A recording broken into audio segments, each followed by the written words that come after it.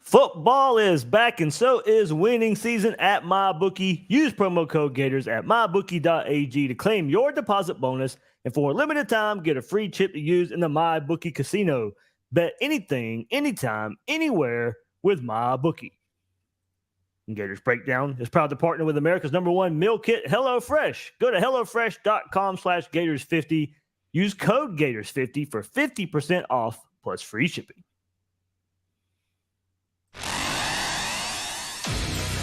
Gators Breakdown, because there's never a dull moment in Gator Nation. The Gators Breakdown podcast is ready to go. I am your host, David Waters. You can find me on social media at GatorDave_SEC. And joining me for one of the funnest episodes we do all year, funnest series we do all year. We'll do this before the season, and we take a look at it after the season. The over-unders, our prediction episode right here. Joining me is co-host Will Miles. Well, we have a lot of fun with this one, and we're wrong a lot. We're right. I guess we're right a lot too. But this is one of the funnest things that we've done since we've started this podcast. Something that we've done for a few years now, and taking a look at some fun over/unders, some superlatives for the team. We'll do some record predictions, and we'll even throw a new one in, our key game for this year as well. So a lot to look forward to. Hey, this week as the Gators kick off, and a lot to look forward to in this episode as well. Yeah, man, had to get it on Sunday so that people had some time to digest it before the game on Thursday. That's right. It's funny because you sit here for months and months and months and wait for the game to come, and then it comes on a Thursday, and it just completely disrupts my normal schedule in terms of what's going on. So, go to work tomorrow, and when it's done, you only got 3 more days till college football, man. And hopefully everybody did like I did 6 months ago, put in for PTO on Friday. So, have a couple of adult beverages while you're watching the Gators beat Utah, and then sleep it off the next morning. That's the way to do it, man.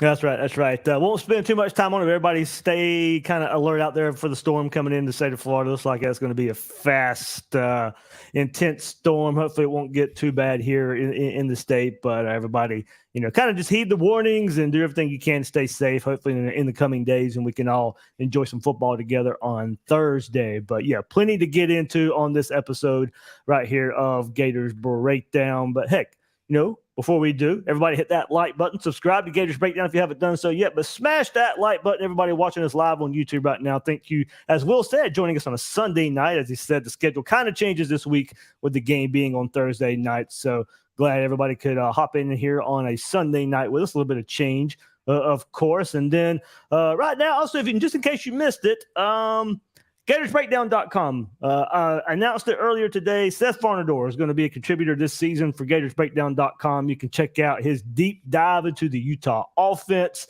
and a big question for the Florida offense as well. So really good work by Seth. Everybody go to gatorsbreakdown.com. Check that out. And also up there as well, Billy Napier focused on big picture for Florida Gators rebuild, going back to something he said last Friday in a press conference about, the expectations at Florida. So that's what you can find at gatorsbreakdown.com right now. And hey, speaking of that too, also you can get when you go be a member of Gators Breakdown Plus, that link is in the description, but you get a newsletter for gatorsbreakdown.com. So one more addition to being a member of Gators Breakdown Plus. Extra episodes, ad-free episodes, access to the Discord chat, all that for being a Gators Breakdown Plus member. So, Will, you ready, man? Ready to get into this? All the fun we have right here? Let's do it. Let's be wrong. All right, here, let's be wrong. So I set this at 12 games. Sometimes I go 13 games because of a bowl game and all that stuff, but I kind of wanted to do 12 so we could revisit this after the final game of the season instead of waiting until after the bowl game and all that stuff. We can have some fun with it if we need to after the bowl game. I'm going to 12 games here, 12 regular season games for our over-under. And, let's start at the quarterback position where we start every time here. And 15 passing touchdowns for Graham Mertz. And that does not sound like a lot, but I think you take a lot into this, and maybe on the conservative side here, but I think when I go back and look at his numbers and Billy Napier's numbers, 15 might be a good number here.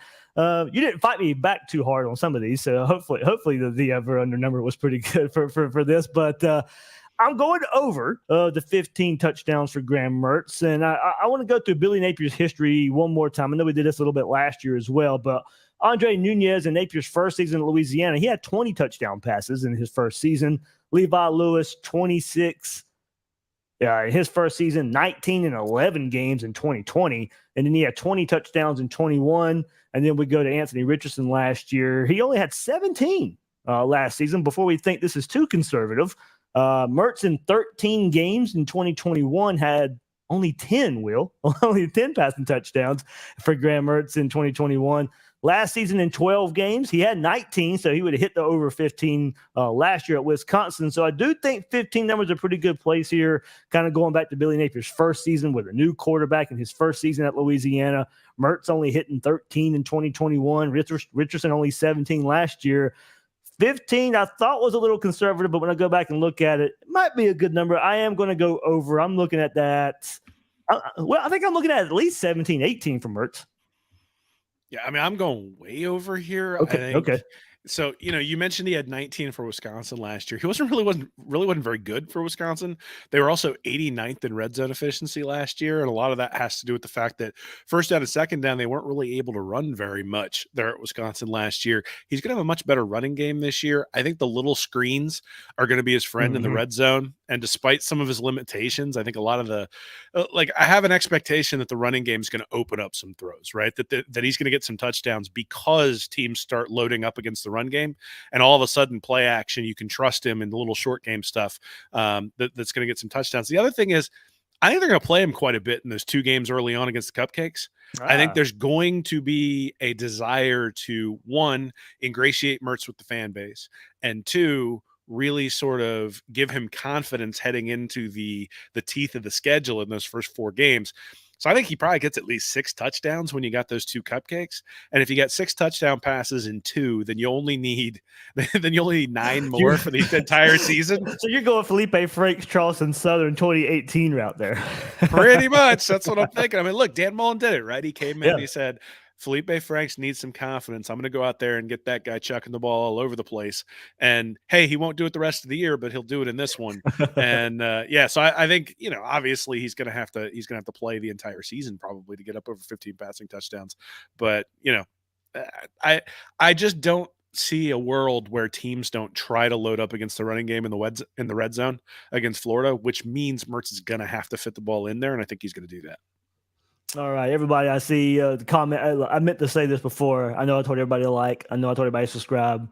I know this is a very popular episode for everybody to comment on as well. So load those comments up, whether you're watching this live in the replay as well. Give me your thoughts on these over-unders right here. We'll play along and might even, share some, maybe post-episode. If I can follow along in the episode, I will too. But, Will and I go back and forth pretty good bit here on this one. I'll try and highlight some around the same time. But all right, let's go. Will, I'll let you go first this time. Over, under, and mostly Graham Mertz with this, and I guess we could do team. Hopefully he doesn't get injured or anything like that. But I thought this was a little conservative as well. Over, under 2,100 yards passing for Graham Mertz. Oh, so that's interesting. For team, I definitely would have taken over, but for Mertz, I took the under. It's 175 yards a game over 12 games. He might also miss a game or 2 with injuries. You figure Georgia's going to be rough sledding. And, I think Anthony Richardson had like 95 yards passing against them last year. So, or maybe that was 2 years ago. But so there's a possibility that there's just one dud in there as well. 175 yards a game, though. I mean, if you have a couple of 200 yarders and then you have a 150 yarder, you're sort of sitting right in that range. I think it's a pretty good number. I don't think he's going for 2,800 yards. I think that's probably foolhardy. Like I said, he threw for 2,136 for Wisconsin last year in 12 games. Is he going to be a little bit better? Maybe. Is he going to miss a game or 2? Maybe. So I think 2,100 is a pretty good number, but I'm going to take the under on that one. Okay, there we go. We'll go first disagreement there. I'm going to go over. I'm going to go, but not a whole lot. I'm looking, 2,300. I think is about where I'm at there for Graham Mertz. As you mentioned, Will, 2,136 last year at Wisconsin. What gave me some reservation? 13 games in 2021. 1,958 yards for Graham Mertz there. So look, I know we could throw into the different weapons, different offensive system.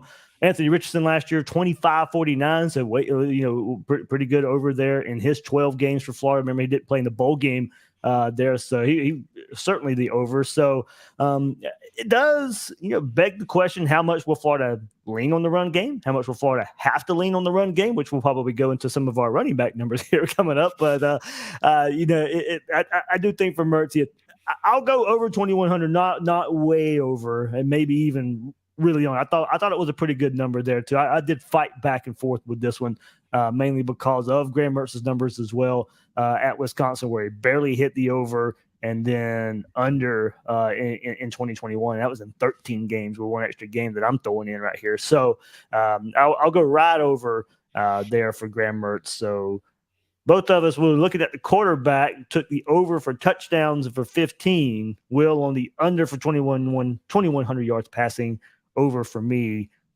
Mostly we'll stick with Graham Mertz right there. So and we'll go back to that too. Well, I mean, you look at Billy Napier's numbers here. Levi Lewis, 3,050 yards in 2019. 29-17 in 2021. That was both 14 games, but still well over 2,100 yards. Maybe the best comparison here would be with Levi Lewis. In 11 games, he had 22-74. So over as well, and one less game than we're talking about here for Graham Mertz. Napier's first year at Louisiana, Andre Nunez passed for 22-72 in 14 games. So he probably would have been a little under with 12 games, or right at it maybe. So, I mean, that's 2,100. I think is a pretty good number right there, given you go back to his Louisiana days as well as a head coach.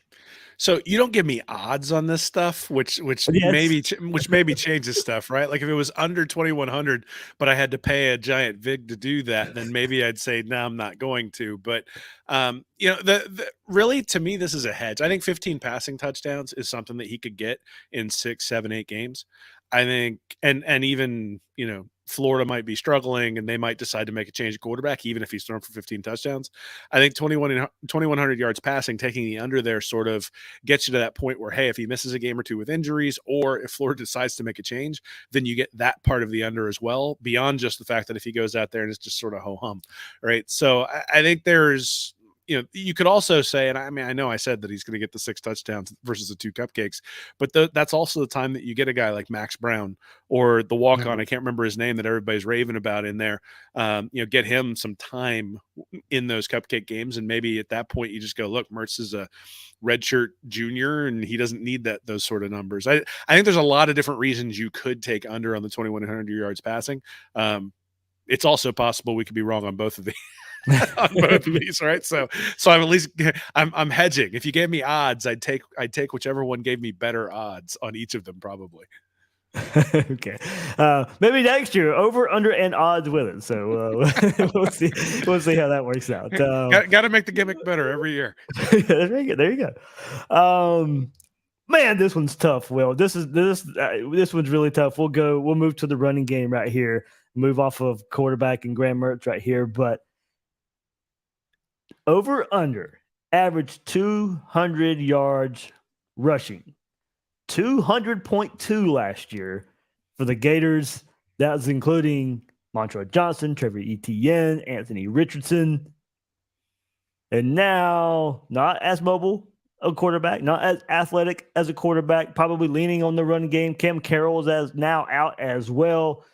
200.2 with a run game that went pretty well last year, was chugging along pretty well last year, and still only, I say only, quote only, 200.2. And when I think we look at it this year, thinking this run game could take an extra step. You got Trevor Etienne in his second year, Montrell Johnson in his third year, a lot of experience in this run game.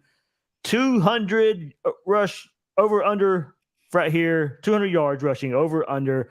I'm going over, Will. I'm going to probably say in that 215, 220 range right there, leaning on these running backs a good bit. I do wonder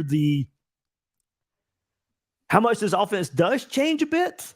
Does he lean on those 2 running backs a little bit more? I mean, this is the first time we've seen him without an athletic, mobile quarterback in quite some time. Not a Levi Lewis, not an Anthony Richardson. So if the run game is going to be there, it is going to be mostly from the running backs. Can the running backs together, as throw Trayon Webb in there now as well, can they get to over 200 yards a game? I'm going over. I'm I'm cautious about it. Not to say I think the run game won't be good or be there, but if Graham Mertz is a little better, or if they rely on him a little bit more than I think they do, then maybe they don't get to 200 yards rushing. So, just out of curiosity and for posterity here, the 200.2, does that include the Oregon State game? I'm pretty sure it does. So that means they averaged like 230 yards before before that game, because they just got absolutely stuffed in that one. I am pretty sure. But while you're discussing your angle of this, let me go make sure. So I think it's a question of how special you think ETN is, and I think he's special. I think Montreal Johnson is good. I think ETN is special. I'm expecting him to go somewhere between 1,200 to 1,500 yards this season. I think he's going to have a huge season back there if they can keep him healthy. And with Carroll out, that opens up even more opportunity. And so if you ask me right now, going into the season, last year, who did you want to get the ball to? You wanted to get the ball to Anthony Richardson, right? You wanted it in AR's hands. You wanted him chucking it down the field. You wanted him running the ball. This year, I think you want to get ETN the ball.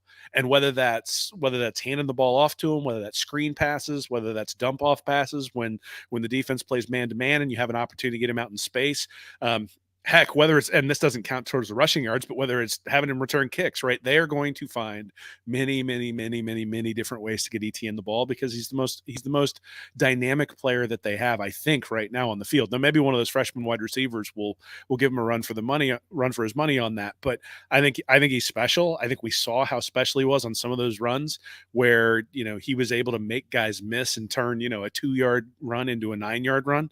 And you do that consistently over time when you get a bunch of touches, and all of a sudden you get to 200 yards. It doesn't even feel like you're there yet. So I'm agreeing with you on this one, Dave. I'm going to take the over, but I think the over is more of a bet on ETN than it is a bet on the running game or the offensive line. It's just, I think the offensive line is going to be able to miss a few blocks, and ETN's still going to make them look good. I think he's going to have a 3, 4, 5 explosive runs like he did against South Carolina last year. I think you're going to look up and you're going to go, holy crap, he's got like 10 carries for 180 yards. Like, this is crazy. And, I think, honestly, the way Florida is going to have to rely on the running game, ETN's going to have to be special, because otherwise it's going to get really stagnant, but I'm expecting him to do that.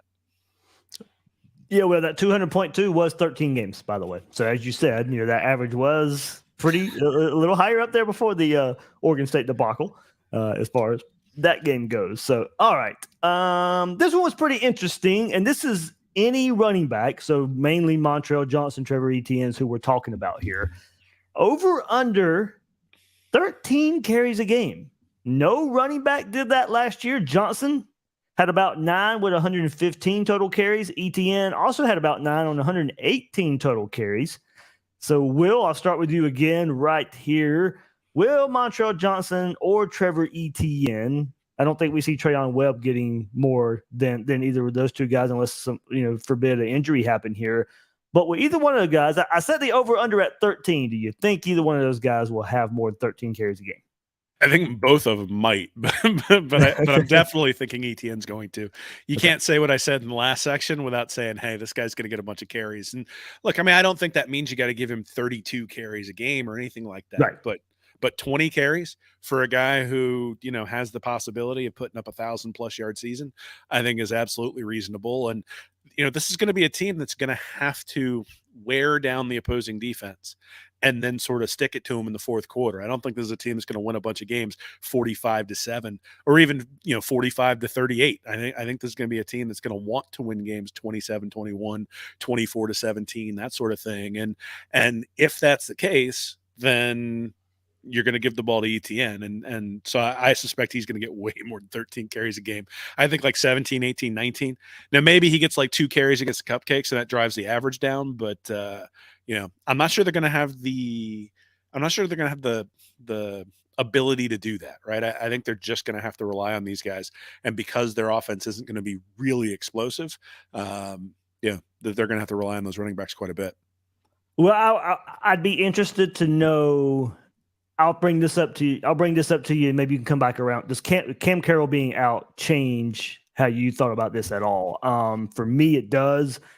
I got Etienne and Johnson getting at about 15 a piece, and definitely now with Carroll being out. Not saying Trayon Webb can't be a good freshman. I think he'll be a pretty good freshman in his own right. I don't know if he'll live up to the Etienne billing. That's not fair to him. Etienne was special last year. That was nothing to do with Trayon Webb right there. But now I think with Kim Carroll out, they'll rely on Johnson. They'll rely on Etienne even more so now. And I do think, even though both of them were about 9 carries a game last year, I think we see more carries this year for both those guys. So I think they both get over the 12 that I put right here, or 13 that I put right here.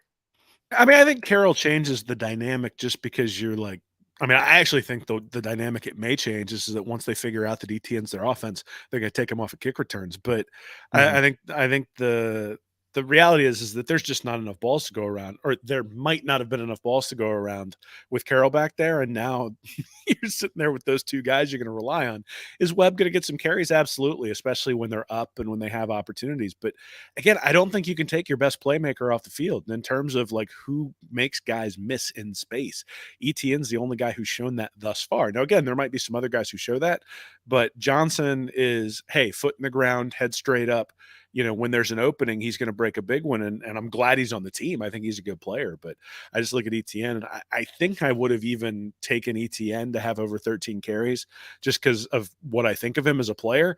I think I would have had him at more than 13 carries even with Carroll, but this just sort of like cements it, right? Yeah. You figure you're gonna want at least 30 carries a game. And so if you split that evenly, then you're getting 15 each. And if you skew it in one direction or the other, I think you would skew it towards the same running back, right? You'd skew it towards the guy you think is going to give you the better shot at the home run play. And so I suspect that, that's going to, again, the only way that gets drugged down is if you get like 2 carries in a game against McNeese, and all of a sudden, that 2 drags the average down. But I don't expect that to happen. They're going to have to give these guys, even 10 rushes in games that are even considered cupcakes just to get the offense moving. All right. Trey Regis in 2018 had 14.7. That's the leader for a running back under Billy Napier. So it will, that's what 13, even with a guy that's in the NFL, that's 14.7. So about 15 carries a game there in 2018. So, all right, well, I went for wide receivers. Any wide receiver over under 45 catches. No wide receiver had that last year. Closest one was Xavier Henderson with 38. Pearsall was next with 33. And, of course, he was banged up a little bit last year. He's the clear number 1 guy. So, I'm leaving it here just based on numbers from Louisiana showing that it is attainable of why 45 is a good number. Raheem Malone had 44 in 2018. Jamarcus Bradley had 40 that year as well. So, 2 guys at least over 40. Malone had 60 the year after in 2019. So certainly if you got the receiver to do it, Billy Napier will key in on that receiver. Peter LeBlanc, only 37 and 21 as that ball was spread out well among 5 players in Billy Napier's last season in Louisiana. So over under any wide receiver, 45 catches. I'm going over, Will. I think Ricky Pearsall, I'd say probably easily gets at least 45 catches this year. Oh, you threw me for a loop there. I thought you were going under with all those numbers you threw at us. Oh, no. I'm taking the under here. Pearsall had 33 catches last year, and I would have considered him the main target. He's returning punts. He tends to run medium and downfield routes, so he might get injured while he's running punts and miss a game or two. He also, medium and downfield, not exactly the specialty of Graham Mertz if you've watched his tape at Wisconsin. I suspect the 3 freshmen are going to take some catches away from him. If I'm the defense, especially early on, I'm double teaming him. And so that's going to open up others if Mertz is doing his job and he doesn't force the ball. But that means Pearsall is the guy that you sort of think is the sure-handed guy who's going to get it all the time. Look, there are some routes you can run to sort of get the ball to him, but those are like the little thing where he comes around and you sort of shovel it to him. I don't know that that's something that Pearsall necessarily excels at. I think that they're going to do stuff to open him up over the middle of the field. But just look, I think if I'm a defense, I'm daring the Gators to throw to anybody else right now. And I'm going to put my best corner on Pearsall. I'm going to shade over there and double team him, and I'm going to make Graham Mertz go someplace else.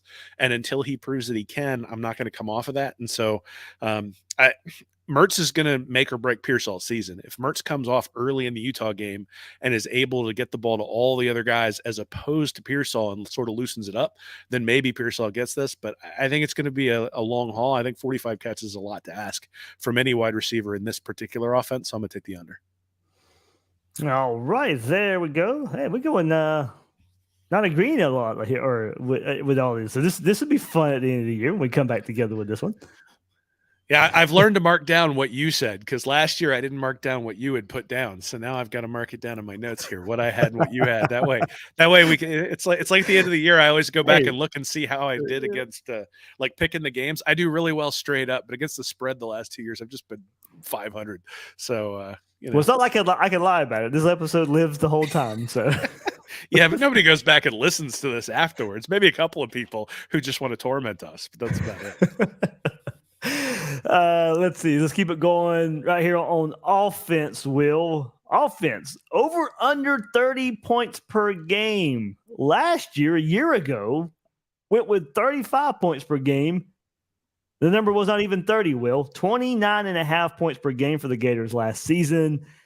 So I thought 30 was a good number to go with right here. And man, I go back and forth on this one. And maybe I'm feeling pretty good about the offense. I'll go over one more time here.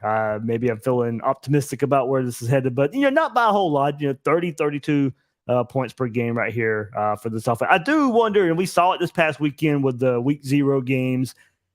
The game does move a little faster now, and Florida's going to be a running team. So, how does that affect scoring? I think, we'll see. I don't think a whole lot does when you look at the entire game. But for an offense like Florida, who may rely on the run game, maybe this games get a little shorter, and maybe 30 points per game doesn't mean what it used to mean. But right here, I'll go over. I'll have 31, 32 points per game for these Gators this year. So I'm going to go over. I'm going to agree with you barely. I mean, I'm thinking like 30.1 or 30.2 points per game. All right, 30, write that one down for sure.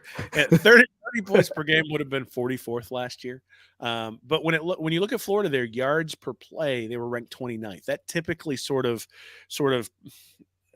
prognosticates what you're going to get for points, and it wasn't. They were in like the mid 60s. And the point is that the offense can take a step back and still average 30 points per game just because they're being a little bit more efficient. And for all of Anthony Richardson and Emory Jones's even positives, they didn't convert all the yards that they got into points. There were a lot of games where Florida was winning 27-24 or losing 29-27, where the team quite honestly should have had 34, 37, 44 points, and they didn't necessarily do that on a regular basis. The other thing is, they play some teams, Utah, Tennessee, Arkansas, and Vanderbilt have bad defenses. And so I think there's going to be an opportunity to really run up some points against some teams that just don't have very good defenses. And, I think we sort of think of some of these teams and say, oh, they'll have an okay defense other than Vanderbilt. But Arkansas's was just terrible last year. Vanderbilt's was just terrible. Tennessee, we talked about last week that they're we saw Vanderbilt's just yesterday. Yeah. And that Tennessee, they're not going to have anybody in the secondary, that their 2021 recruiting class just doesn't exist. And then Utah, and I'm going to write about this in my preview, Utah, their defense was smoke and mirrors last year. It was really bad. And so I think there's going to be an opportunity for Florida to take advantage of that. I think there will be some hiccups. I think there will be some games where they score 20, 21, 22 points, and you're sitting there going, oh, God, is this thing ever going to get going? But, I think there's also going to be a couple of games where they score 45, and I think there are going to be some defenses where they're able to do that. So you factor in the 2 cupcakes as well, and all of a sudden you're getting to 30. But again, just barely. I don't think they're going to be over that every game, but I think they'll probably average it when you factor in the entire season. If we want to, if it makes sense, at Louisiana, 34 points per game in 2018, 38 points per game in 19, 33.6 in 20, and 31.1 his last season there. So he would have been over 30 every year at Louisiana. And then it was 29.5 for the Gators last season. So it's around that area. So 30 is probably a pretty good number to go by when you go Billy Napier's history and what Florida did last year as well. So yeah, a lot of fun right here, guys. Thanks for the comments, sliding them in here, trying to get a lot of them up right here. Hey, look, we got the other side of the ball to talk about, but before we do, you guys know you got the taste of it. Preseason, you got some week 0 games. Football is back, and so is winning season at MyBookie. NFL, college football, and the brand new cash out system gives you options to bet and win all season long. First two legs of your parlay hit, well then cash out early. Use the funds on another bet or let it ride for the chance at a bigger payday. Use early cash outs as a tool to stay in control of the action at MyBookie. To get started, go to mybookie.ag now and register for a free account. When you're ready to make your first deposit, use promo code Gators to grab a welcome bonus on the house.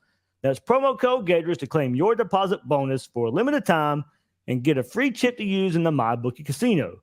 You can bet anything, anytime, anywhere, only at MyBookie. And Gators Breakdown is proud to partner with America's #1 meal kit, HelloFresh. I received my HelloFresh meals not long ago. It was a hit with the family. Working a full-time job to go along with bringing you guys all Gators Breakdown. I need all the time I can get, and you guys are busy out there as well with school back in session, football season starting. So HelloFresh wants you to have it all: free time, easy and fresh, tasty food. That's why they take care of the meal planning and deliver the ingredients, so everything you need to whip up a delicious meal arrives right at your door. When you need dinner fast, don't call for delivery. Think HelloFresh. Their fast and fresh recipes are ready in just 15 minutes or less. Our favorite meal so far, the beef Flauta Supreme. That smoky red pepper cream, man, that really just set it off. Right now, it's time to join. Go to HelloFresh.com/Gators50. Use code Gators50 for 50% off, plus free shipping. Get your time back with HelloFresh, America's #1 meal kit. All right, Will, let's get back to it. And, man, the defense. This is something we want to see impress. I think it was hard to come up for me. It was hard to come up with some of the numbers here because I think we expect improvement. We want to see improvement so bad. We haven't seen it in 3 seasons now.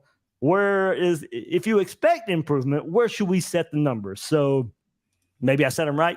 Maybe I said them wrong. We'll see here. Defense, I'm going to go 25 points per game. And going back to last year, the Gators gave up 29 points in 13 games last season.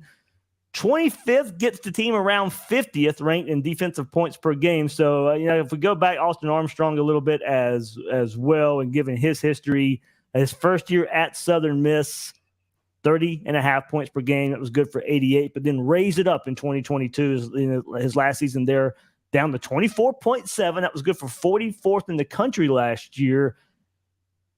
Can he do it year one at Florida? 25 points per game is where I set the over-under. I go back and forth on this one, Will. I'm probably going to go... I don't know, man. This one's tough. I did not predetermine where I was going to go during the episode with this. So I could take the easy way out and say push. I could keep going pretty optimistic look, glass half full look, and say under, but I'm probably going to go over, Will. I'm going to go around 26, 27. Right. I just think it's asking a lot to come in and instantly improve points per game wise. Maybe with this defense around this number, I think 25 is a good number. I think if you get around 24, 25, 26, you can still win some games where I think the offense is going to average, that over 30.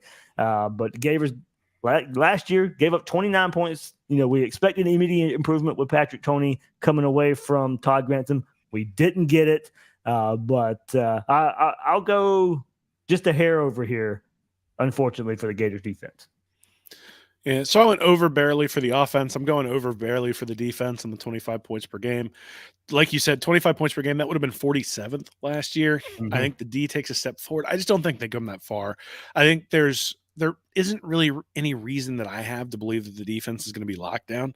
I think the complete busts are going to be gone. So the things like where you just got Trey Dean not guarding the wide receiver going straight down the field against Tennessee, like those sorts of things may go away. But Armstrong is going to give up some big plays. Like his entire history is going full bore after the quarterback on third downs. The difference will be that when he does it and he's got to cover zero and they give up a big play, it'll at least be intentional, as opposed to just being like half the defense thinking they're in a zone and the other half thinking they're being in man.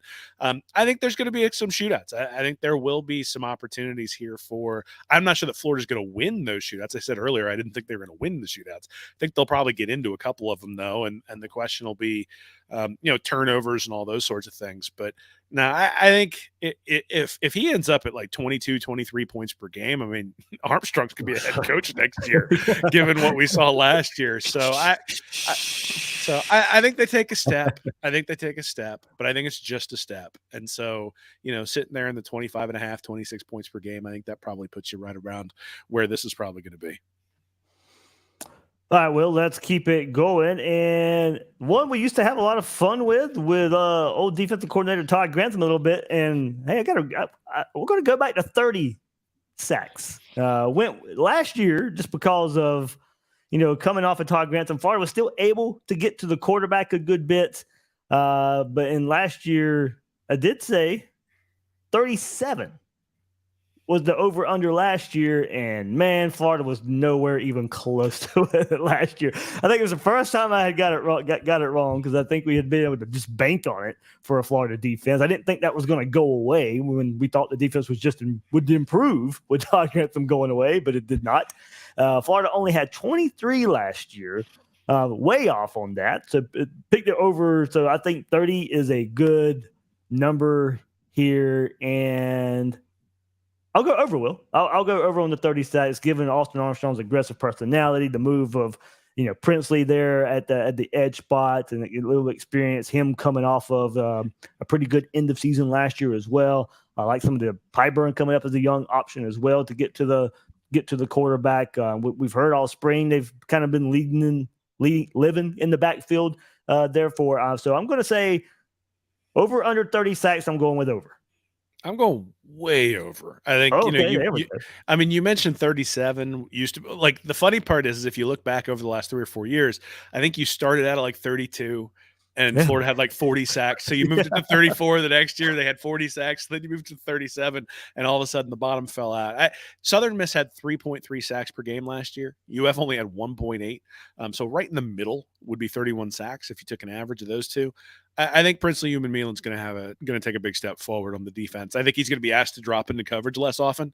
I think he showed an ability to win one-on-one battles last year at times. And I think, the reality is being in a scheme that starts to put him in a position to really pin his ears back and go after the quarterback is going to give him some real benefits. And I think the big thing is that the guys in the middle, it makes such a big difference when the guys in the middle don't get pushed back, because all of a sudden the defensive end doesn't have to do 9 different things. And so Jervon Dexter, for all of his good things, by the time the second half came around last year, was just gassed. And so having guys in the center of that defense is going to free up the guys on the outside, going to free up the Buck linebacker, going to free up the middle linebackers to blitz every once in a while. And Armstrong's bringing them. You may end up with drives where you see 3 sacks and an 80-yard completion for a touchdown all at one time against this Florida defense, because that's just his MO. He does not back down. And in fact, I think one of the things that'll be curious to me is, can Napier get him to sort of calm down a little bit? There was something I put in our preseason magazine that showed him going. I think they were up on Louisiana 29-2 or something like that with 3 minutes left in the half. Cover 0 defense. It's like that's who Austin Armstrong is. He's coming. And if you got a quarterback back there who doesn't know what to do when someone brings the house, he's going to get a bunch of sacks. I'm going way over. I think he tries to create havoc. I think he's aggressive at all times, and that havoc is going to lead to a lot of sacks and tackles for loss. The question will be, how often do they get burned? That's a different question. In terms of actually getting the sacks, I'm taking the over, and I'm taking it pretty convincingly. We're talking offense or defense right here, Will, and I just can't. It's so hard for me. I go back to the 25 points per game because I think they do take steps, but I'm at the same time. It's just like this, if I'm thinking offense is around 30 points per game, I mean, there's going to be a lot of, as you said, going back to your previous point, 30-27 games, 27-24 games. I mean, if the numbers, but as you said, I think if they get over 30 sacks, but they're giving up over 25 points per game, as you said, well, it's probably because of the big plays they're giving up because of that as well. So Armstrong was 114th at Southern Mississippi last year in 20-plus yard plays allowed, 121st in 20-plus yard passing plays allowed in the country. For a defense that was actually really good from an EPA perspective, they were at .09, which is Yeah. really good. And they were 4th in sacks, 3rd in tackles for loss, and 7th in interceptions. So havoc, getting turnovers, and giving up a ton of big plays. Like, that's what you should expect this year. So when you see a score where Florida loses or wins, let's say Florida wins 27-24, I'm betting 2 of those 3 touchdowns are going to come on explosives, just because that is his MO. The corners are going to be on an island, and they need to expect to be on an island, because when you watch the film of Southern Miss, the corners are on the island a lot. And, we're going to see if they can hold up. I think they're going to be times, look, not every corner holds up, and back shoulder throws are going to be opposing offense's friends. I think you're going to see a lot of back shoulder throws against this offense or against this defense as well. But you got to let guys get downfield if you want to take advantage of that one-to-one coverage. And when you're letting guys get downfield, the quarterback has to hold the ball. When the quarterback holds the ball, guys get home. So I think it's sort of a double-edged sword. I think one of the reasons the sack numbers are so high is because offenses are going for it. But I also think one of the reasons why Armstrong's defenses are successful is because while the quarterback and the offense is going for it, they get there and put a helmet in his back. So I think we're going to see a little bit of that this year. I think we're going to see a little bit of both this year, or maybe a lot of both this year, where you're going to see a bunch of sacks, a bunch of plays, a bunch of things that get you excited. And then the next play, you're going to see something where you go, oh, crap, we just gave up a 70-yard play.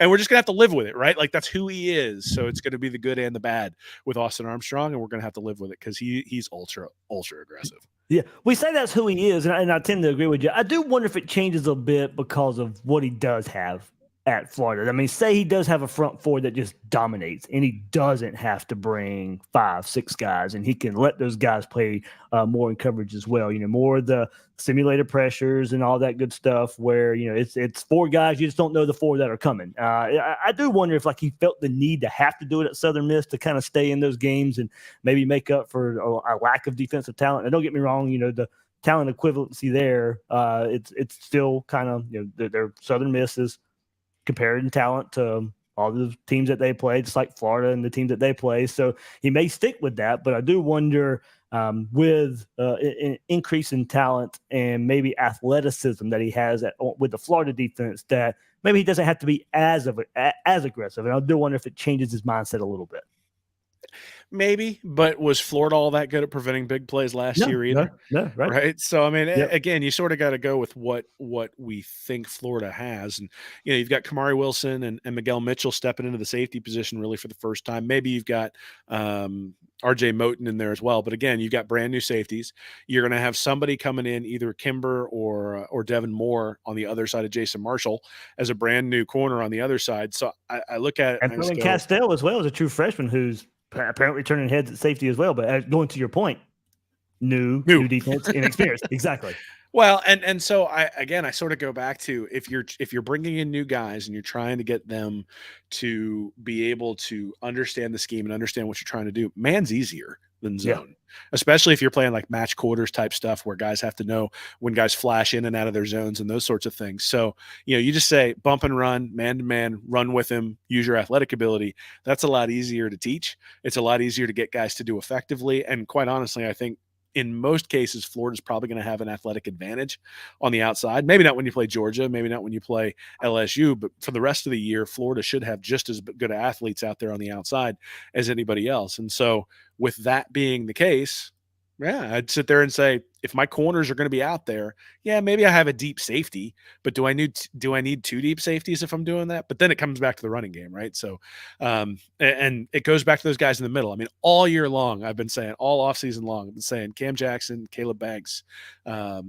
Chris McClellan, all those guys are going to be the key to this defense. If those guys hold up, if those guys move the pocket, if those guys stop the running game and let the linebackers run all over the place, well, then coverage will be fine. And maybe you do change up a little bit because you don't need to bring guys from all over the place. But look, Florida hasn't been able to get to the quarterback without tricking people in about a decade.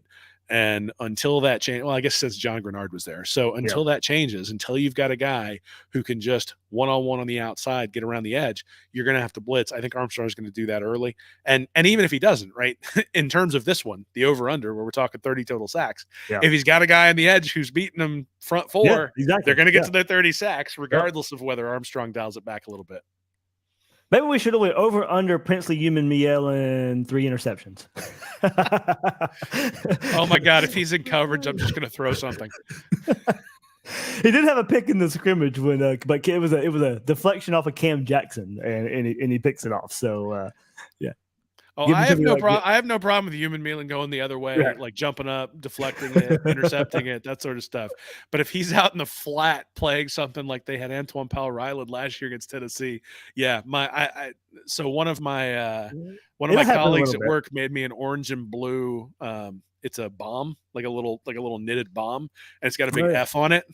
And that thing gets chucked around the house a little bit when the defense is doing things that I don't like. Please tell me it has an F on it and you call it the F bomb. Oh yeah, absolutely. Yes. I'll put a picture on Twitter, man. I got it upstairs. Everybody can take a look. The X, whatever the hell it is. Yeah. Do you throw it during games? Oh yeah.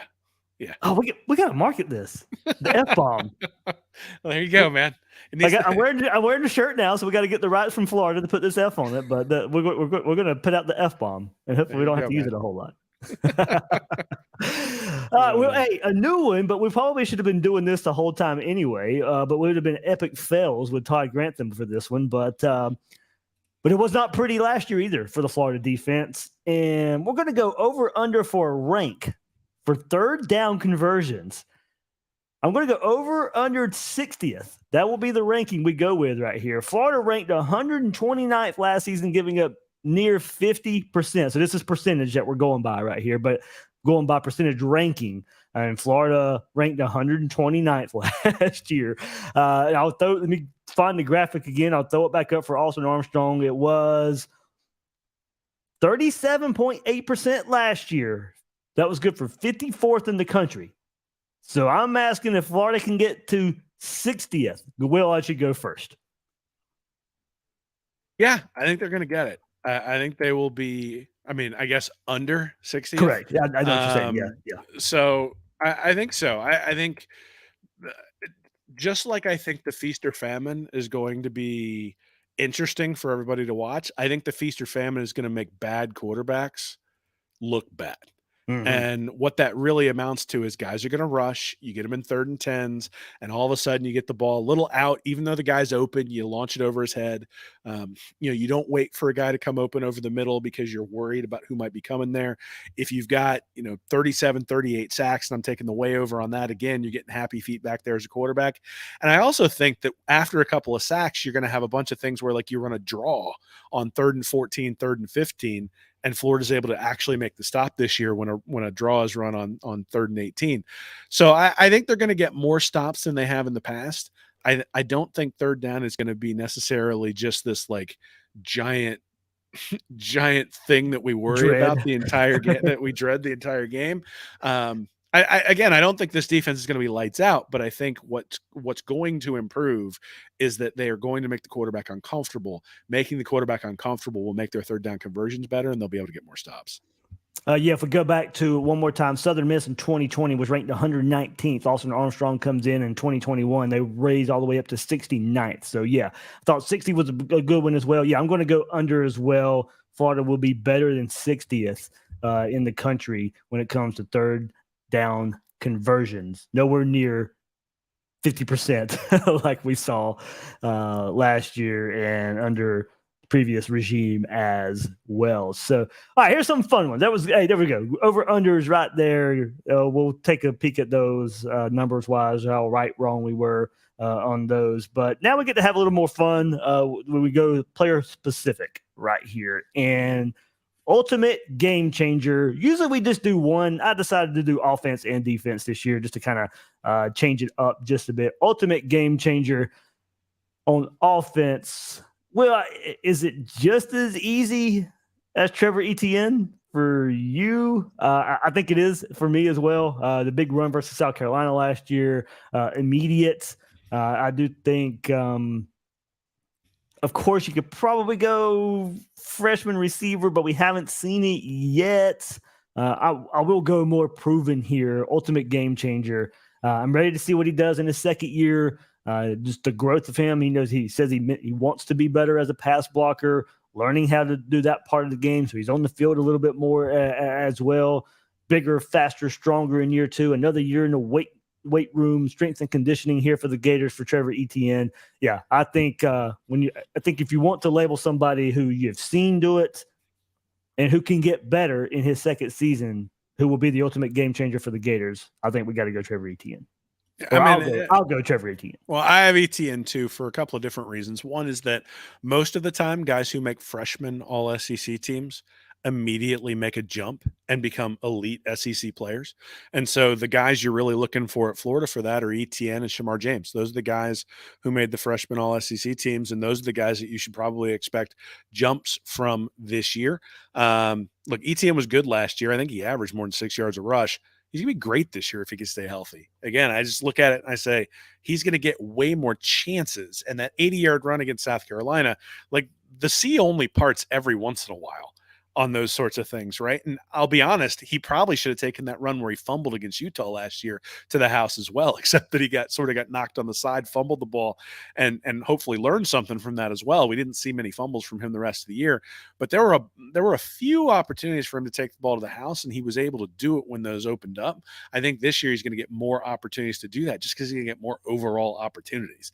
And, if he averages 6 yards per carry and he rushes 20 carries, 20 rushes a game, all of a sudden you're talking a guy who's, elite of the elite of the elite running backs in the country. And that's who I think he is. I think he's that good. So yeah, I think, we could take a guy like Pearsall. If it turns out to be Graham Mertz is the ultimate game changer, then we're talking about how Billy Napier's like the best coach in the country, best offensive coordinator. Nobody be yelling at him to get somebody in to come in and coordinate his offense. But look, they're going to rely heavily on the running game. It's either Etienne or Montrell Johnson. We look at who's going to be the game-changing guy, and Etienne, to me, is more special than Johnson. Again, I think Johnson's a really good back. I think Etienne is special, and so having him back there, I think it makes a lot of sense. All right, Will, I'll let you go first on defense. Get ultimate game changer for the defense. Yeah, I mean, I hope the injury doesn't change things here, but I think Shamar James is the guy that you look for. Again, same thing, right? A guy who made the All-SEC freshman team, who you're ready to see take that second step, who now knows this scheme because they didn't really change the scheme, but they're going to be a little bit more aggressive. And all of a sudden, he's now got a lot of beef up front, so that he doesn't have to take on that pulling guard coming around because the offensive line or the defensive line has sort of set the offensive line back. He's going to have an opportunity to shoot some gaps and get into the backfield, a lot of tackles for loss, and he's got the speed to go sideline to sideline. Florida has not had a guy at linebacker with the speed to go sideline to sideline a really long time. So, again, obviously, health is a concern there, but I just look at it and say, in terms of the guy who's going to change the game, there's going to be an opportunity when he's got an ability to shoot the gap and hit a running back on a 3rd and 2, where otherwise it would have been a first down. There's an opportunity where he's going to get a decision where the running back stays in and he goes, oh, well, now I don't have to take the running back. I can make a beeline for the quarterback, and he's going to put a helmet in his back. And I think he's going to have the freedom to do that. So that's who I'd take as the game changer on defense is Shamar James. All right, I'm going Princely. I know we discussed him a little bit early, so I'm going to go with this new offense, with this new defense, and then the aggressive scheme, the shedding the weight, getting in shape for this specific role for Princely. I think it's going to fit him very well. Really came on at the end of last year, as I mentioned earlier. Something to build on for him. More of now as I identify. Look, remember, don't forget the coaching kind of changed up there as well. And they've kind of identified the way to coach better up there, where Mike Peterson gets the edge and the outside linebackers, and Sean Spencer gets more of the defensive line. I think now that kind of focused approach from the coaching staff as well will really unlock something more for somebody like Princely, Ellen. So Princely, I'm going there for my ultimate game changer. So let's take it to breakout player. We'll go first right here on offense, and I'd love to go Graham Mertz here, as you said. If he's the ultimate game changer, or if he's the breakout player that we're labeling at the end of the year, Florida's done some good things on offense, but I don't know how I go anywhere else but all this talk of these true freshman wide receivers and go Trey Wilson. And look, not the guy who was in in spring, like Andy Jean and Aiden Mizell, but the guy who just came on in fall camp. But from everything that we've been able to gather, everything we've been able to see in open portions of practice, the open practice Florida had, looks like they're going to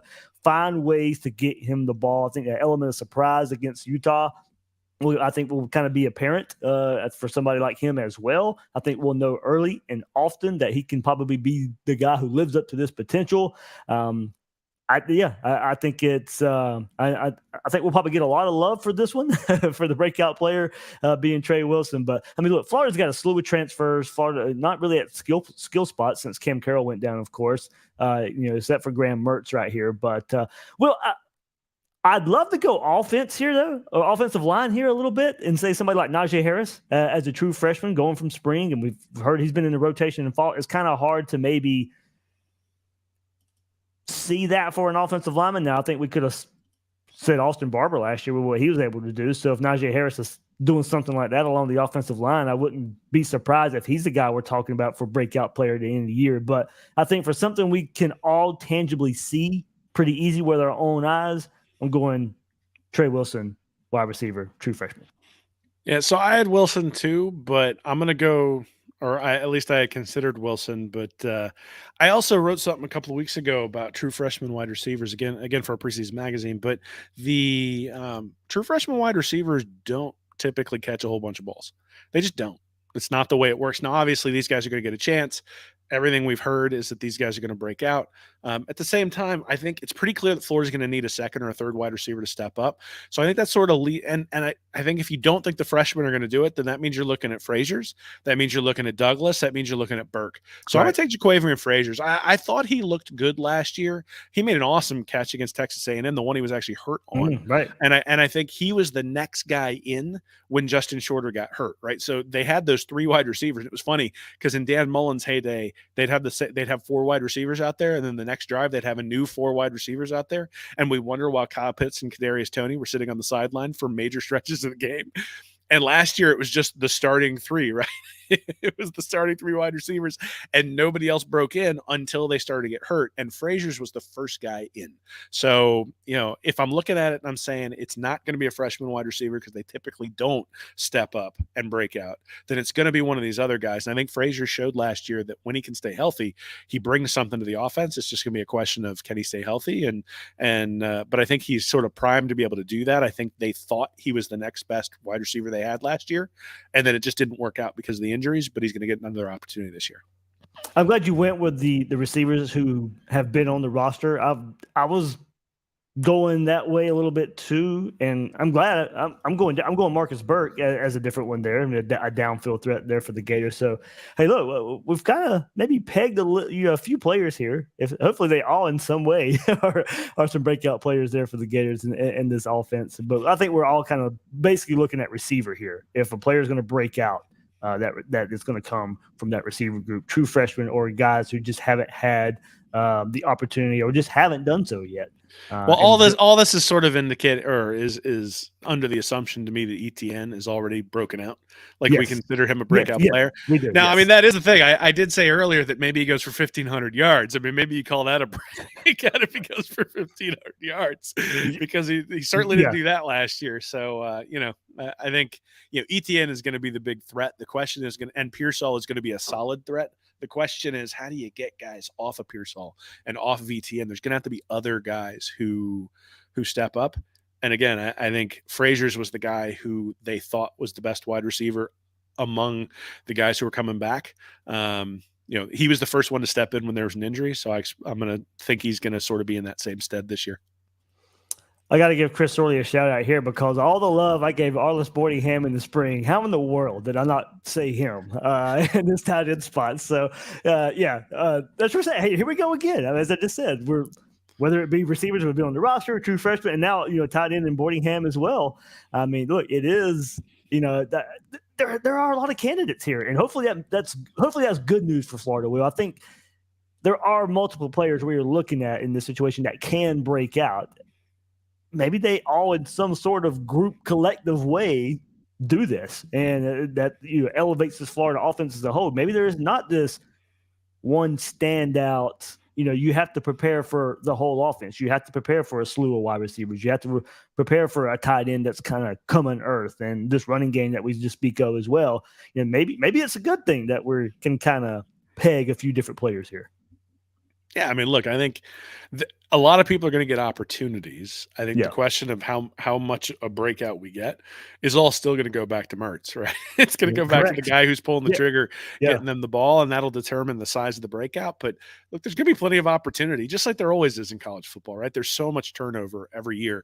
It's really rare that you bring a team back incredibly whole from the year before. It happens every once in a while, but it's pretty rare. And so Florida has a lot of turnover, intentionally so, in the Billy Napier era, right? They ran off some guys who maybe would still be playing, and that's different than what Dan Mullen did, right? And he sort of sustained with the Jim McElwain guys for a few years, and we've been talking about that for a while. But what that means is, look, there's like 3/4 of the scholarship players are true freshmen, redshirt freshmen, true sophomores, or redshirt sophomores. So these guys who haven't played very much are going to be playing because there's nobody else left. So, going to have to get ready. All right. We'll go first. Breakout player for the defense. Yeah, so I'm going to take Jalen Kimber. Now, I realize that Devin Moore may end up being the corner who's opposite. So maybe I'm taking a Kimber-Moore combination. But I think Jason Marshall on one side, I think he's really going to step up. And when he steps up, they're going to put him one-on-one on the best wide receiver, which means he's just taking him away. And if you really think that Marshall's going to be a lockdown corner, then what that means is that there's going to be a lot of opportunities for interceptions on the other side of the field. So in terms of breakouts, in terms of guys who are going to have big games, those sorts of things, I think Moore or Kimber are going to have an opportunity for interceptions. The question is going to be, can they get them? I think they will. I think those guys are going to be put in positions where they're coached to be aggressive, where they're coached not to worry about missing a tackle or going after it and actually trying. I think Armstrong is going to bring that same aggressive attitude to the corners and the defensive backs. And so to me, with Jaden Hill moving to the inside, you've got somebody else opposite Marshall. If Marshall can shut things down, all of a sudden you get a bunch of balls going there to the outside. Bunch of 50-50 balls are going to be thrown up in one-on-one coverage, and those guys are going to have to high point it. That's something they've definitely been working on. So I think, you think about what does it mean for somebody to break out on defense? I mean, it's like a linebacker going for 100 tackles, or it's a corner getting 4 or 5, 6 picks. And I think there's going to be opportunities for those guys on the other side of Marshall to bring in those INTs. A couple in the comments here from Brandon. He says, dark horse breakout players, Chris McClellan. I almost went with McClellan. I almost went where Chris Orley went. Sapp. Hey, I picked Sapp last year, so it would kind of be natural if I did so this year. Maybe I was a year early on Sapp, but I'm going to go Caleb Banks, the transfer from Louisville. The reviews have been off the charts. If you talk to people close to the program about his transformation, body transformation coming from Louisville, and just what he's been able to do athletically up front. They can move him around a bit too. I think he's a guy that'll move around a bit to have some mismatches with him. They love what he's been doing all throughout spring, all throughout fall camp as well.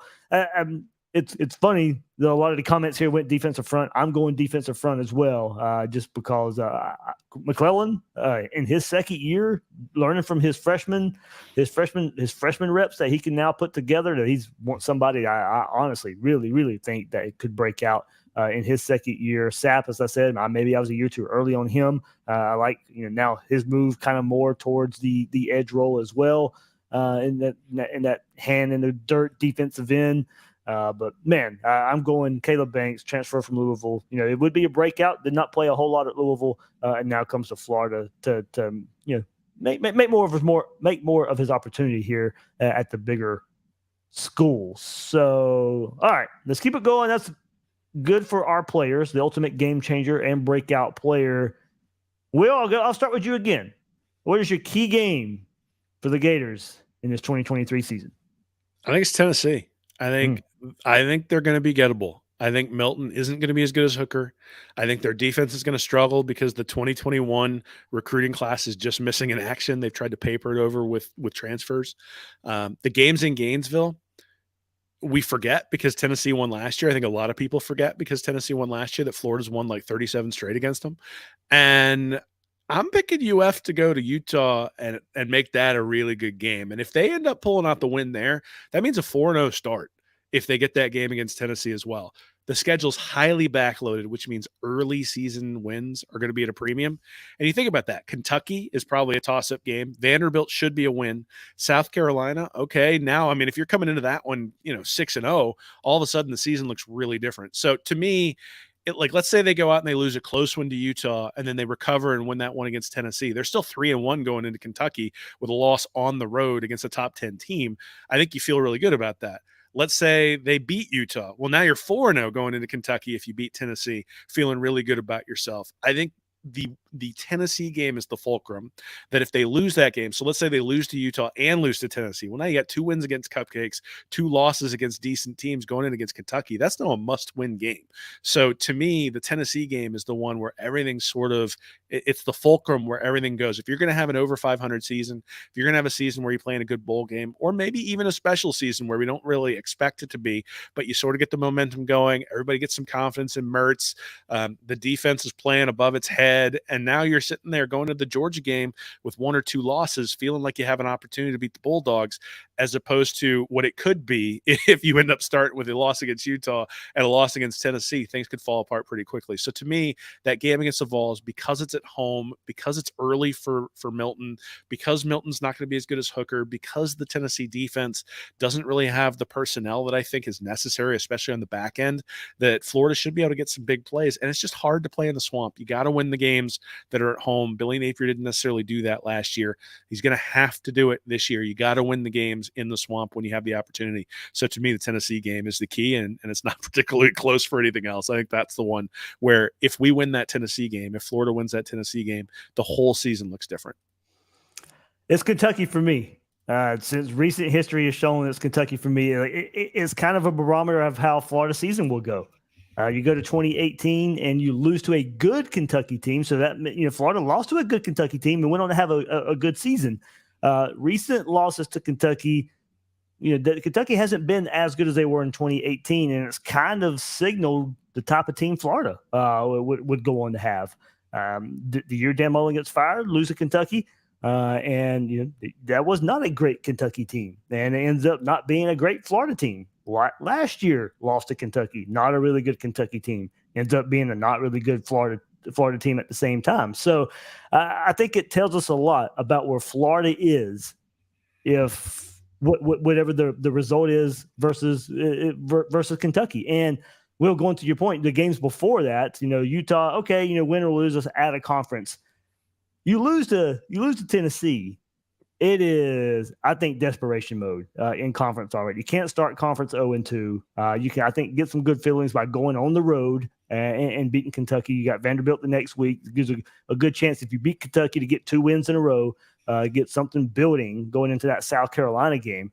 But then I think there's some desperation right here. And then if you do beat Tennessee, I think it's time for Florida to put something together that they couldn't do last year. Every time when there was some momentum last year, Florida fell on their face. You beat Utah, but then you lose to Kentucky. You beat Texas A&M and South Carolina, but you couldn't hold that momentum. I think if you beat Tennessee, then you got to go to Lexington a couple of weeks later and do something you couldn't do last year. And that's just kind of build on some momentum right here. I think, if you beat Tennessee and then roll to Lexington and beat Kentucky, well, then I think you're staring your third conference win right in the face by going to Vanderbilt the very next week. So I just think where Florida has been recently and what that Kentucky game has meant for the type of season Florida will have, I think that key game's Kentucky. Never in my wildest imagination would I thought I'd pick Kentucky to be a key game for Florida, but recent history's kind of changed that. I refuse to admit that Kentucky is a key game. I just think that 5 games in, we're going to know. Yeah. I think the first 4 games are going to tell us everything we need to know. I think they're going to plow through Chattanooga and the other cupcake. I think Utah and Tennessee. Charlotte and McNeese. Yeah, Charlotte and McNeese. I think they're going to plow through them. I think Utah and Tennessee are going to tell us a lot about the team. And I think by the time you get to that Kentucky game, you're going to know.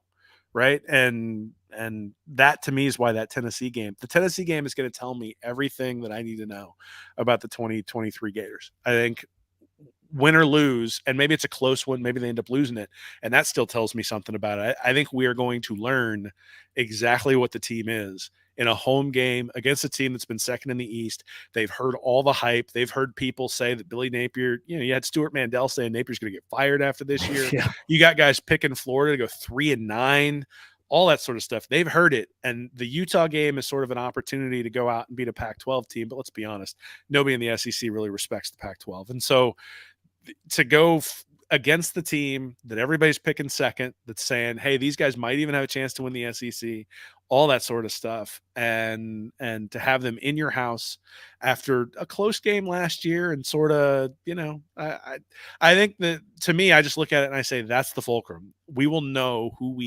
this team is after the third week of the season, and hopefully the answer to that is a really good football team. But we'll know one way or the other, and so that's sort of why I picked that one. All right, good stuff right there. So, all right, here we go in the episode. Well, I think you already have it in your preseason magazine, but record prediction for the Gators this 2023 season. Has it changed, I guess, from maybe when you did put the mag out in May? So I honestly don't remember what I picked them. I know we had win, lose, and toss, and then we have something where we picked the SEC. Don't let me steal your thunder now. If you're going to do this in read and reaction, don't let me. No. Okay. So I have them at 8-4. Okay. I know Florida has the flaws, but one of the things, I've had this toss-up series going on over at Read and Reaction, and it's fun because everybody always gets mad at me because they think I'm negative towards Florida. It's just because I'm critical, right? And so when I started to take that same critical lens to Tennessee, and the same critical lens to Kentucky, and the same critical lens to Utah, and the same critical lens to Florida State, you all of a sudden go, there's a real opportunity here for Florida to win some of these games. Like, this isn't something where it's just like they're going to roll over and die, and every one of these teams is just like heads and shoulders better than them. So I have them at 8-4. I think Utah and Tennessee are very gettable games. I think Kentucky, South Carolina, Arkansas, Mizzou, and Vanderbilt are also. LSU, you and I talked last week, I think they're going to take a step back. Georgia's tough. FSU, though, was a one-score game last year, and really a lot of things went in the Noles' direction. So I think there's a lot of toss-up games this year. And really, when you get into those toss-up games, the culture that Napier is building, that everyone's been talking about, I think you start to wonder whether that starts to pay off, right? That all of a sudden you have the ability to go out there and win a couple of those one-score games, and you have a season where you go 4-1 or 5-1 in those one-score games. And that doesn't make me feel great about looking back and saying, is that something that's sustainable? But I think these people picking them to go 3-9 are crazy. I really do. I just don't think that's even remotely close to reality. 5.5 is the over-under for the 12-game schedule, which means you're really looking at 6-6. Do I think they're better than that? Yeah. And if I pick them at 30 points per game and 25 points against, which is kind of what we had them for in the over-under, statistically, that's 7.1 and 4.9 is their record. So they're 7-5 if they do that. So if they pull off one more one-score win than you would expect, then they're 8-4. So I'm giving them 8-4 based on culture and based on the fact that I think there are some of these teams that have some holes that everyone's overlooking because of what happened last year. You always see this, right? Like, oh, Tennessee was good last year, and we're ignoring the decade of history where they were really bad. And they happen to have a transcendent quarterback who's no longer there. And it's like, what happened at Florida when Tim Tebow left? What happened at Alabama when Tua left? Well, that's a bad example. You don't want to use Alabama, but what were they saying about Tennessee a year ago? Oh, yeah. Wondering if they'd even be able to beat Florida. Like, are they going to be able to take the next step? All those sorts of things, right? So, I just look at it and I go, everybody gets excited because they took a step forward, but success is rarely linear. And I think neither is failure, right? Failure is not usually linear either, unless you're Willie Taggart. So, I think, look, 8-4 is what I'm going. I think that's me being a little bit optimistic, but 7-5, I think, is probably the floor. If they go 6-6 or 5-7, I'd be really surprised. Yeah, I think so. I'm going. I've been torn, and I've been waffling between 7-5, 8-4, and I'm going to stick to my guns for what I've always told myself. And if you've listened to Gators Breakdown long enough, you know I got the rule. If it's really close, if it's like a tie, and I'm waffling back and forth, that's when my fandom takes over. So 7-5, 8-4, fandom takes over. I'm going 8-4 as well, Will. I just think, when you take a look at the schedule, and I think if you break it down, I like Florida versus Utah. I don't think they beat both Tennessee and Kentucky, so I got the one loss there. The one loss already penciled into Georgia as well, so there's 2. And then I have a hard time thinking Florida goes to LSU and wins right now. It's just going into the season. I can't pick that either. I don't like really going game by game. That's why I put the group of Tennessee and Kentucky in there. I don't know which one I see Florida losing, Tennessee or Kentucky. I don't think they beat both of them. Lose to Georgia, lose at LSU, and then probably somewhere along the way that you probably wouldn't guess, South Carolina. I don't think they lose to Vandy. Arkansas the week after Georgia's tricky. The trip to Missouri is tricky. Florida State, I think, will be good. That's where I see the 4th loss there. But we'll go into your point, the culture, what Billy Napier's building, the care, the brotherhood, the camaraderie. For this team, I do think that goes a long way. If you have the natural progression from year 1 to year 2, I know there's a lot of new faces. I think that actually helps Florida in some ways. This is a new era of college football with transfer portal and young guys making contributions. I like what Florida's added and how they're going to use the new faces through the transfer portal as these freshmen as well. 7-5, 8-4, I'll waffle, but I'm letting the fandom take over. I go to the 8-4 mark for the Gators as well. I gotta be honest, man. If they get that Tennessee game, that's why I think that one's so critical. If they get that Tennessee game, unless they do something stupid, and look, they did some stuff stupid last year, but unless they do something stupid, they're going to end up 8-3 going to that Florida State game. Like, just you start looking at that schedule and you go Georgia, LSU, Kentucky, maybe a Utah loss. But the Tennessee game sort of sets you up to where if you win the games you should, you're 8-3 going to that game against Florida State. I think all of us right now, if you said, give me 8-3 heading into that Florida State game, would you take it? I'm taking that in a heartbeat, right? Yes. In terms of success for the season. Yes. I think that's a distinct possibility. So draft the contract right now, Will, and I will sign it. So, and again, I hate to get way out over my skis, but I think Utah's gettable too. And all of a sudden, Utah, Tennessee, you're getting off to a start that just basically puts you in a position where there's no possible way you're going 5-7. And I do think, it's funny. I think in the past, I've sort of poo-pooed the idea that recruits look at results on the field and make decisions on that. But I do think that in some cases, once you start getting to that second year and the third recruiting class, and especially the fourth recruiting class, people start looking at the results. So you look at sort of the uptick at Florida State this year in recruiting. It's definitely better than it has been for the last 4 or 5 years there. Some of that has to do with the fact that they went 10-3 last year. So are you going to get people to pop, particularly for 2025, if you start out 4-0, 5-0, 6-0? Yeah, you'll have an opportunity to do that and really sort of get the buzz back in Gainesville. It hasn't been there for a while. So I think there's an opportunity for this team to overperform significantly.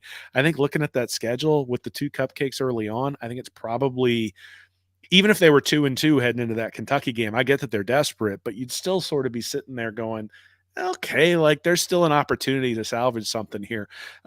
So it going really bad early on, I think is probably not going to happen. If they had Georgia, LSU, and Tennessee in the first 2 months of the season, or the first month and a half of the season, I'd be like, all right, this could go south real quick. But they don't really have that kind of schedule where it's going to go south real quick. So I'm excited to see where it's going to go. I started out really not optimistic, hoping that we had a different option at quarterback for a really long time. And I think I've sort of gotten to the point now where I think they can find their way around that. And that all these other teams have some flaws in their roster they may be able to take advantage of. And, I'm looking forward to have a pretty successful season. Will, man, next time we get together, there will be a game played. Oh, thank God. Yeah. let's get that thing in. Let's get the guys safe through the hurricane, because they're gonna be flying back or flying out. Hopefully, we'll see if the schedule changes. Yeah, exactly. Well, I got my parents coming up here. They're already just planning on getting stuck. So, hopefully those guys get out there a little bit early now so that they can get ready for that game, get acclimated to the altitude out there. So, last year Utah came into the swamp and we were all like, you've never experienced that heat. It'll be interesting when these guys go out there, because the altitude does make a difference, I'm sure. Having some guys sucking on oxygen on the sideline, especially in the first half. No, I think it will have an effect. You will never hear me say Florida loses the game because of altitude. So, if Florida loses the game, I'll say, okay, Utah was a better team. But we'll see. Not a few more days. We're closer to the games on Thursday. Just ready for it. We're getting in our groove right here.